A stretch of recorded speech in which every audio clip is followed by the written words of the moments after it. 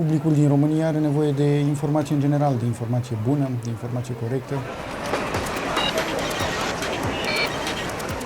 Are nevoie de povești din realitate, pentru că odată cu dispariția, sau hai să nu spunem cu dispariția, cu diminuarea importanței presei scrise, genul acesta aproape că nu mai există. Deci e bine să fie înviat sau resuscitat, cum se spune. Sunt unii care spun că acest tip de jurnalism și acest tip de povești lungi nu mai au viitor. În epoca în care scriem mesaje pe Twitter de 140 de semne sau mesaje pe Facebook de-abia puțin mai lungi.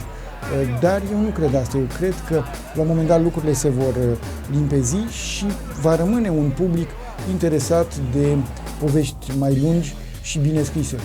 Nu toată lumea va fi atrasă de acest tip de jurnalism, nu se va mai găsi în ziare, pentru că ziarul pe hârtie va dispărea în câțiva ani, probabil, dar vor fi în continuare oameni care vor citi.